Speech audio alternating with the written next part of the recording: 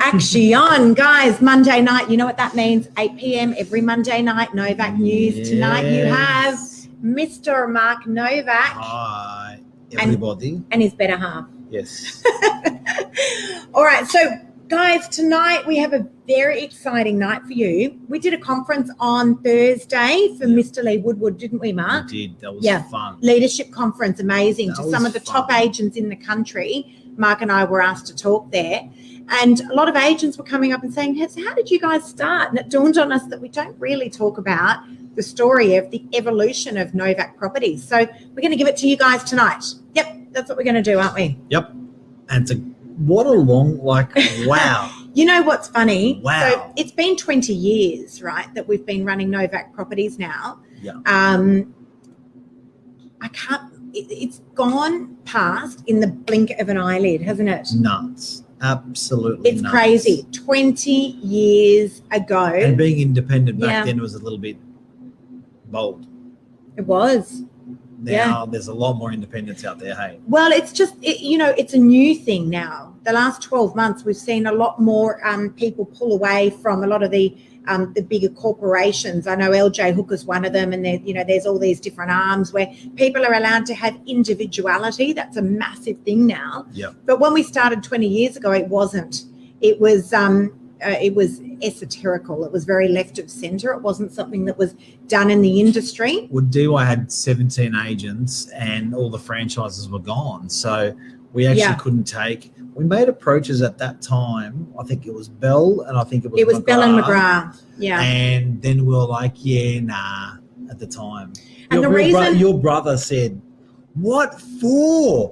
Why would you do that? We're like, really? It's like, yes. Yeah. Danny was instrumental in going independent. And the funny thing was, and we're going to tell you guys a story, and I think we should just get quite straight into it actually, but Mark, you were 23 when we started Novak Properties, 23. Yes. Now, to put that into perspective, we have a daughter who's 22, and I cannot even imagine her running a real estate office and starting her own business. It kind of all starts to come into context. But 23 years of age, you'd had a bit of so you were number one in New South Wales, Mark. You were working for the professionals in Harbord, now known as Freshwater. Yeah, so 17 became a receptionist at First National in Mona Vale. Yep. Did the banking, put signs up, ran reception, bit of leasing. 18, got fired. My boss said I was too good for the job. I actually felt good about that, but now I don't. Yeah. At the time, I was like, oh, yeah, fair enough. Yeah, I'll see what you mean. He goes, you got more potential than this, son. And I was like, he looked like Colonel Sanders. And then I was like, okay, well, we find another job then. So I went to Nick Vacop Real Estate in property management. Mm-hmm. Nick Vacop Real Estate didn't give me a property management job. He ended up giving me an everything in the office job. And I ended up weaveling my way through sales really quickly. And year and a half later, I was in sales in professionals group in Freshwater at the age of, what was I there, 18, 19. And worked for a guy called Brian Matic, worked with an incredible bunch of people, Jeff Pickering, Hilton John, and we had an absolute ball terror of a run in Freshwater. It was nuts. So that was 90. Why. I think that was 96, 7 through to 2002. Wow. So we had. So, Mark, just to put it into perspective, at that stage, you were writing how much, and I actually can't even understand that I'm asking you this question, but just to put it into perspective in terms of GCI, so gross commission that you were writing at that age, this is just to build the picture, guys, but what were you writing back then? I would be the equivalent to one of the best in the country. I was back then. Yeah. Like that, there was 700 salespeople in the group at the time, and I was number one in dollar value and volume in the group. And I think we worked out now these days it would have been about 4 mil GCI. Yeah. So just for people who don't know their numbers, if you have an agent, and I know you don't like to talk about numbers, but if you have an agent that writes 500,000 a year in fees, they're a pretty good writer. If you have someone that does $1 million, they're a bit of a monster. If you have someone that does $2 million, they're a unicorn. There's probably there's probably only one of those in the Northern Beaches, and there's probably only about 6 to 12 of those guys in Sydney that are prominent. There's people that are writing big figures, they're very private, like commercial guys and stuff like that. But so back then I was writing $1 million a year, which was 20 years ago. So that would be 4 million today, given more property value. So that would have been probably one of the top writers out of any network at that time. Which is incredible. In the country. It's phenomenal. 23. But what you did with your money was the interesting part. And we're always talking about, and that's another good topic for another time, what agents do with their money. Passionate about that. What you did with your money was you would buy into the rent roll, so the property management side of things. You buy property so initially. First it was, and for the young folk watching, 18, I bought a property. 19, I bought my second property, kept my first property. 20, bought my first and second, bought my third property, and just kept. So by the time I got to 23, I hadn't sold the property, and I'd accumulated stuff along the way. And I have to say, I don't tell many people that part of my life, but it's something that I guess it's sort of bit, it's it's a personal thing. Yeah, but okay. But I do. If people ever wonder, they go, I don't know how you do stuff now. It was only because of those early years, because I was living at home. I was saving and I was buying investment property, and there was not really any lifestyle or owner-occupying purchases. Then I met Lisa. Hang on, we've still got a little while to go. So let's move on with the story. Yeah. So then you were buying into portions of the rent roll within the professionals group, and you started accumulating shares within the property management division. Yeah, so the owner of the business wanted to get out of the business, and the most valuable commodity in a real estate business is the amount of properties they have under management. So to put things into perspective there, most real estate offices probably run 200 to 300 properties. A large office will run sort of 400 to 500 properties, and the super ginormous offices are running sort of 1,500, 2,000. There wouldn't be many of those in the Northern Beaches. Okay. So accumulating portions of the rent roll, and then we fast forward a little bit, and you're now 23 years of age. So Big Boss wanted to go. Big Boss went to key staff in the office, and Big Boss went to an accountant and a stockbroker, and Big Boss said, I want out of the rent roll, which was the only value in the company, really. We did a deal. Okay, so then it turns pear-shaped. So I'm 21. Then it turns pear-shaped, and there's a fallout with you and your boss. Then I met you. Who's also your friend. Actually, I don't know if we've got comments up, Mark. We might just bring up some comments. Then I met Lisa. Mark met me, true story. And he was 23 years of age. Hey, everyone. Good evening, everybody. Love you. So, Mark, you're now 23. Yep. And you have a fallout with your boss, who's also your very, very close friend at the time. Yes. And you... Over property. It was, yeah. So you came in one day and you were asked to leave. I think you were chaperoned out. Fired again. And left unemployed. All right. So you made the decision overnight that... So I spoke to the shareholders in the business that own the rent roll side. So I was fired from... I never worked in property management, but I owned in property management, that part of the business. The sales side of the business, the old owner still owned. The original big boss owned it. Yeah. And we had a property dispute fall out over a property I was buying, and he fired me. And I went to the shareholders who I owned the rental side of the business. It was a bit confusing because there was a rental side of the business and the sales side of the business. I worked in the sales, but I didn't own in the sales. I owned in the rentals. I went to the guys that owned in the rental side of the business that were not aligned with the big boss. Yes. That was 89.5% of those guys, and they wanted to get the hell out of there.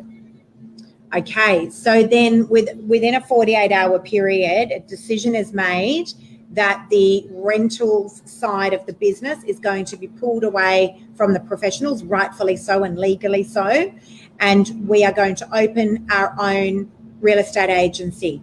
Mark had never run a real estate agency before, and I wasn't even working in real estate at the time. I was working for my family in a family-run business. I had no fear. No fear. So we went out that weekend, I remember, and we were scouring Pittwater Road and all around, trying to work out where are we going to open this real estate office that we at that stage didn't know how to run, because you'd never worked in rentals and I'd never worked in real estate. And we happened to find a pie shop called... I met you.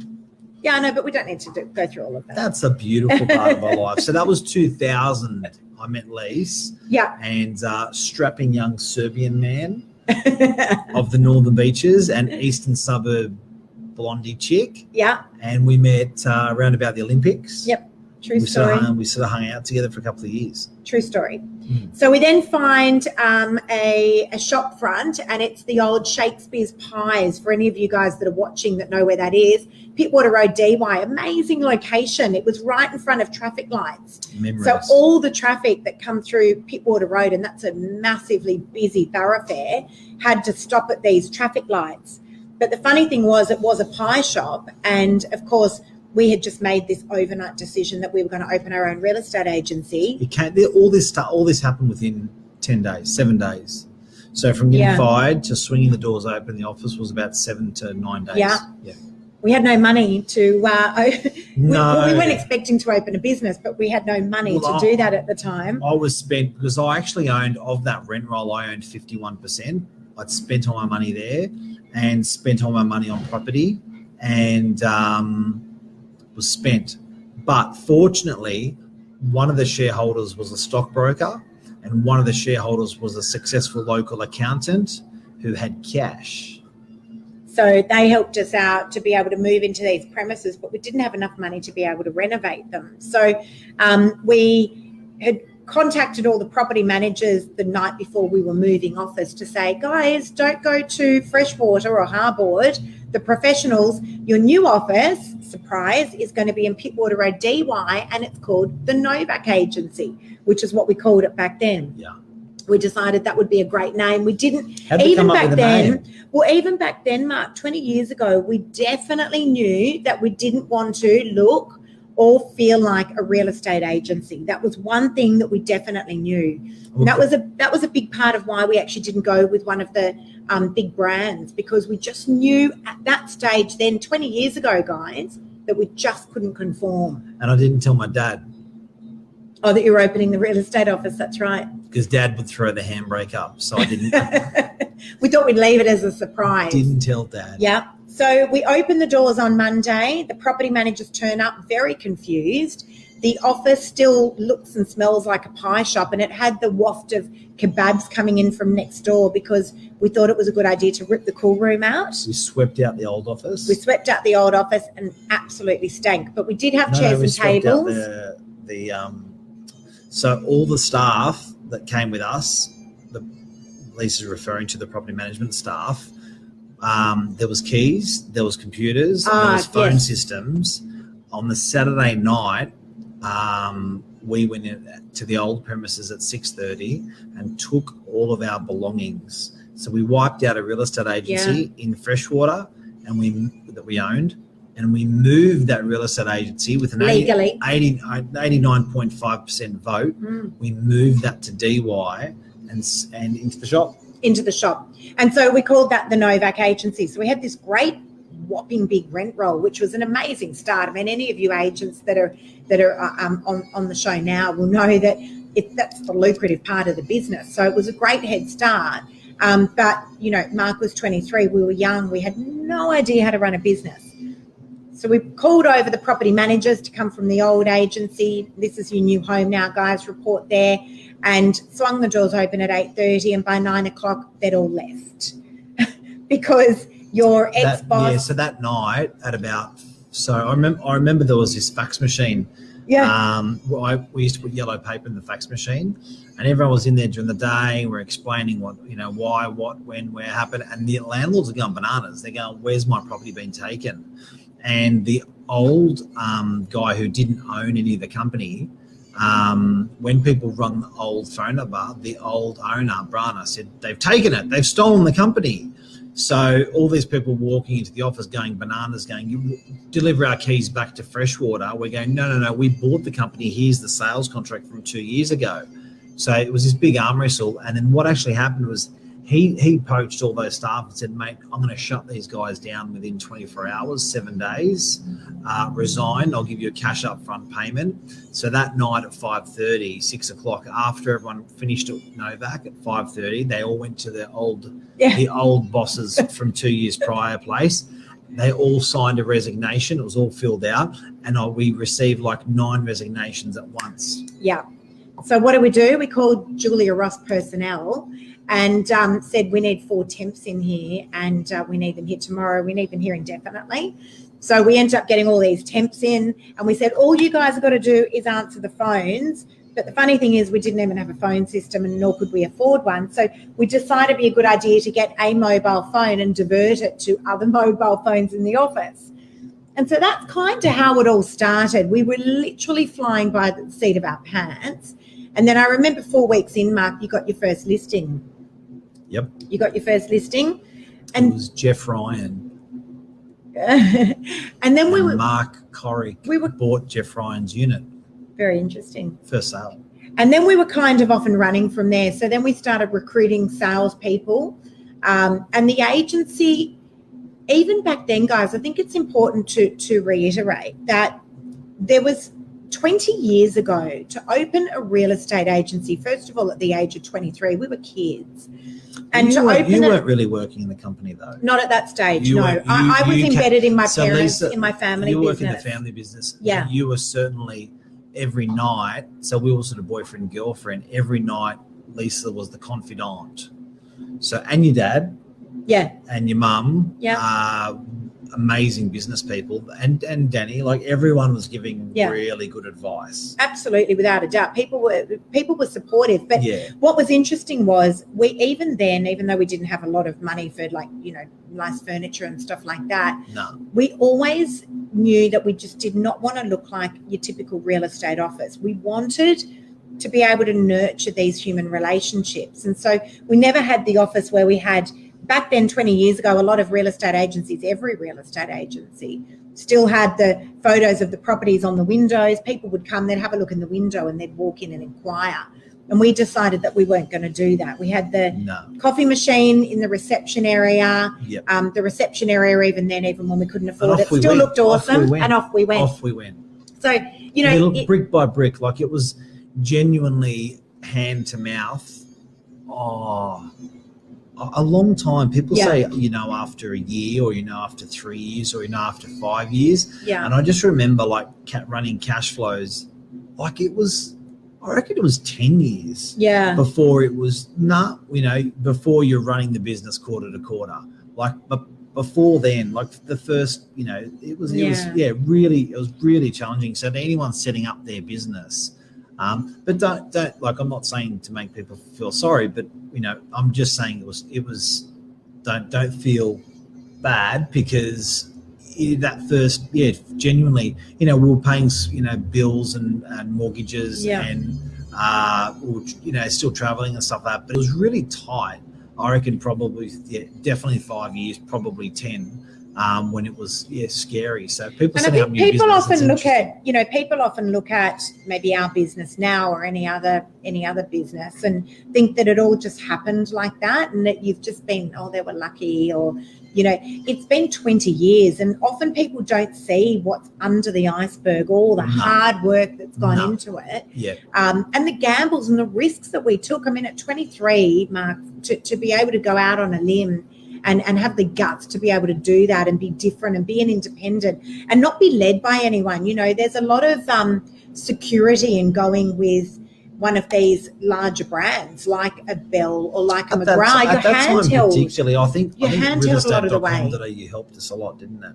Yeah. Like it really put a local DIY agent national, whereas newspapers didn't do that quite the same. So I think, that boldness of the independent, is much easier to do now than what it was back then. Because even the newspaper wasn't huge. Not then, no, not at that stage. It wasn't. No, definitely not. And then I think we decided that we were going to be really quirky and crazy. We used to do some crazy. We used to drive the Manly Daily newspaper absolutely nuts, didn't we? Yeah, we used to drive them absolutely nuts. I thought. So we bought the back. I reckon the cracker in the business. Yeah, the cracker was the back page. We did the back page on the Manly Daily. There was a lift out, and this is huge. There was a lift out within the paper, and you had the normal paper with the lift out, which was real estate. And we curiously looked at the back page of the lift out, and I thought to myself, you know what? There's a 50% chance that when this real estate lift out sits on a coffee table, that it's going to be actually Novak. It's going to be if it faces our name. There's a 50% chance it'll be the outside cover, the outside front, and there's a 50% chance it'll be outside back. So every agent used to get angry when they were put on the back outside. So they sort of couldn't use it unless they were doing promos. We came along and said, hey, guys, this is nuts. I want to buy the back page and I'll buy it for less. So I remember doing it over lunch, the deal, and with that back page, we got about 30% off, 40% off. And then people used to go bananas because sort of 6, 7, 8 years later, everyone wanted that position. As the company started doing better, people they're doing better because they're on the back page. So then we lost it. But I have to say, there's one thing about what Novak has always done. We've always pushed the boundaries, and we've often been the ones that will pioneer stuff that the industry goes, they're crazy, that's nuts. Like, who has a Slurpee machine in an office? Who has a reception area that doesn't look like one? Who puts an antipasto bar in their office? Yeah. Who sells properties on social media? And then 3 years later, the industry tends to catch up. I mean, I know now, Mark, even with our office, for those of you guys that are watching that don't know, fast forward, and 5 years ago, we purpose-built a brand new office in DY. Inspired by Apple? Correct. Inspired by European cafe feel? Yeah, definitely it was. Inspired by us. Like, we really wanted something that was the heart and soul of who we are. Yeah. And so we built a 6-metre antipasto bar, and we serve all of our clients antipasto as soon as they walk in. Of course, we've got coffee, beautiful big coffee machine, indoor garden, huge 10-metre billboard, and it's just an amazing space. But when we purpose-built that 5 years ago, people were like, what are they doing? Like, how ridiculous is that office? And now, slowly, you're seeing all these other real estate agencies opening up that are spin-offs. Yeah, massively. I know Love Realty. I heard Tom Panos mention them last night. We know Steve Cromartie. I know Steve did a spin-off of Novak. I know Upstate, or another local agency in DY, they did a spin-off of our office. All after. And it was one of those things that, I don't know, it felt right though, didn't it? All that stuff we did. So always has. I remember even just costing stuff up, like the billboard in the office was, such an expensive billboard to buy, a digital display, but it's probably 7 or 8 meters by 3 meters. It's a big digital display in the front of the office. And when we were building the office, people going like, "Why? It's nuts! It's nuts!" And I'm thinking to myself, if this billboard lasts for 5 years, divided up over 5 years, it's actually it's $1,000 a week. And then it was like 2,000, whatever it is. But it was like, this is real premium marketing. There's 50,000 cars a day, 60,000 cars a day going. You're like, why wouldn't you? There's a lot of stuff that we did that was like, of course, why wouldn't you? And only as time's moved on, it's like, it's natural. So coffee in a business, when we were doing coffee in a business, was nuts. And there's always been a rationale. I mean, a lot of people have often said to us, like, were you not scared to do something differently? The reality is, and I often use this quote, it's a Walt Disney quote, if you're crazy enough to dream it, you're crazy enough to do it. You've got to back yourself with this kind of stuff. Never second guess yourself. And even with the social media that we do, there was a lot of noise in the industry about that 3 years ago. Industry is slowly catching up. But, there was never a time when I was like, is this crazy? Like, like with our antipasto bar, you never don't second guess yourself. If you have got the balls to do this stuff, back yourself on it. That's what pioneers do. Well, even like buying businesses, we went through a big period where we bought a lot of other businesses and integrated them, snapped them into our own business, and that was an insatiable appetite. Very ballsy, very risky. Paid. Commercial is another one, Mark. That's another arm that we brought into Novak. So we rebranded about probably 10 years ago now, from the Novak agency to Novak Properties, and the reason was we wanted a name that would actually be an umbrella brand for other arms of the business, like off the plan, like commercial. And commercial was another thing, Mark, that you saw that was just and I think a bit of a dinosaur. Yeah, the problem with commercial when we got into commercial was, believe it or not, like it was one photo, don't put the address and don't put the price. One photo online, don't put the address, don't put the price, don't put a floor plan. And we're selling a $700,000 factory at the time, and then we're selling a $300,000 unit, which is a one-bedroom unit. That the marketing trumps the factory. So we're like, hang on a sec, why can't we just adopt these marketing principles that we've learned from residential and push them over to commercial? People loved it. So we built up an animal business. And the times that we operated as well, there's been so many things, but commercial was ordinarily a 9 to 5, Monday to Friday. If you couldn't see the property then, it was too bad. Yeah. And then we were like, we'll show you 24 hours a day, 7 days a week. Yep. So we really changed that up as well. And then our whole, just the whole model, 24/7, we never sleep. We'll always, that's a good one. We never sleep. We never sleep has been a motto our whole time. Yeah. And people have always challenged. Actually, don't think we do. I think that's true. You do? No, I think it's true that we don't sleep. We work hard. But people always have also really been tickled or intrigued by the whole "We Never Sleep" campaign, or ethos that we've lived by. And one thing is when you've got 5 people in your business, or 3 or 40 or 50, you can work at different hours to cover each other's bases throughout those hours. So we truly have operated whenever people needed us to be available, because we've had a team environment all the time. It's never been a one-man band or attitude within the business. So, I think people say, well, I'm going to call you at 3 o'clock in the morning. I hear that every day from people. And someone will answer. Yeah, but my point is that no one ever does call us at 3 in the morning. Yeah. But everyone thinks they can call us at 3 in the morning. That's very powerful. That's really powerful. What that says to people paying your paycheck and your wage, which is your customers, it says I'm willing to work for you and push for you and sweat for you. It's done really, really well. Doing things that work for the people. So that's it's been an awesome journey. It's not over yet. I feel like we've only just begun, even though we're 20 years in. I really do like this. 44. Pardon? I was told someone I was 44 today, and I said no, I'm 43. You're turning 45 this year. That's cute. I know. It doesn't know how. See what happens when they get old? They forget how old they are. Sucks. I said, no, I'm pretty sure. I said, and I went, no, I'm turning 45. Nah, it's 44. No, it's 45. 45.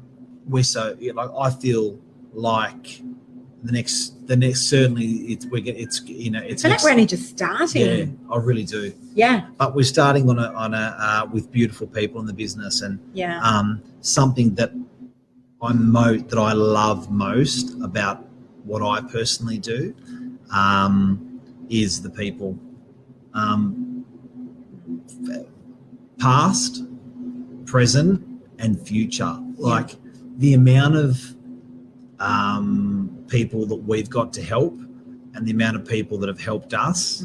Barbara Pierce. Yeah. We've had some amazing people. We continue to have amazing people. Like just some incredible people in the business. Yeah. And you understand nothing's forever, but that's been the best part of the business. I think helping people like one-on-one crew, and then ramping out to your customers and helping those guys one-on-one. That has been so cool. Absolutely. It's been massive. I agree with that.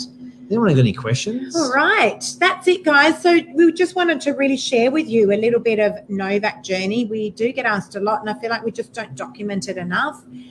So that's our story. You know, we didn't just come out of nowhere. I think for me personally, you know, I'll often talk about how I've been in sales for 3 years. I think people think Novak's just been around for 3 years, but we've been around a much longer time than that. And in many respects, I feel like we've really grown up with the business as well. But I think we're only halfway through our journey. I think we've got a long way to go. The best we'll keep it inside. It's yet to come. Yet to come. The best is yet to come. Watch this space. We're going to blow up real estate and have a hell of a lot of fun with it. So with our customers, with our crew, we've just begun. Can't wait. Definitely. See you guys. Have a great week, everyone. Love